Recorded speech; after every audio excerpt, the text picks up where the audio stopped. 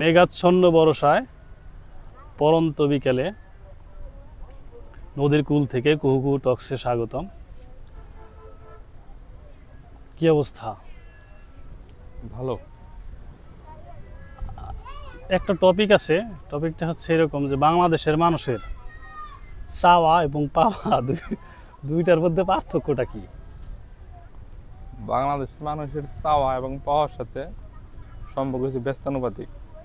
আচ্ছা, মানে উপরে ওয়ান, নিচে হচ্ছে একটা কি বলা হয়, ডিভাইডেড, বনভূমি নাকি পটভূমি, মানে বিপরীত, সম্পূর্ণ বিপরীত। হ্যাঁ সম্পূর্ণ বিপরীত। সেটা কিরকম?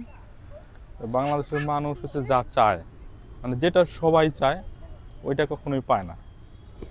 আবার হচ্ছে যেটা মানে কখনোই চায় না ওইটা সব থেকে বেশি পরিমাণে পায়। একটা উদাহরণ খুব দেয়া যেতে পারে এখন, যেমন এখন হচ্ছে প্রফেসর ইউনূস আমাদের দেশের সরকার প্রধান।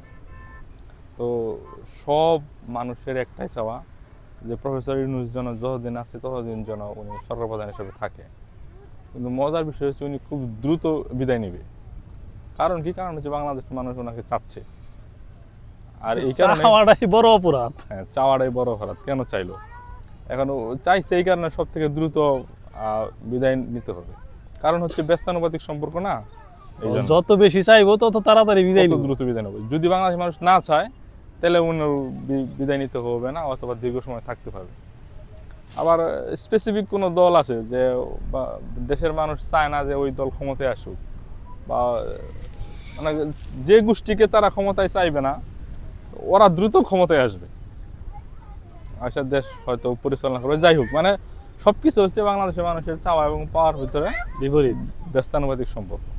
ফিজিক্সের সূত্র মেনে চলে, পদার্থ বিজ্ঞানের সূত্র মেনে চলে। এই হচ্ছে চাওয়া এবং পাওয়ার ভিতরে সম্পর্ক। ধন্যবাদ।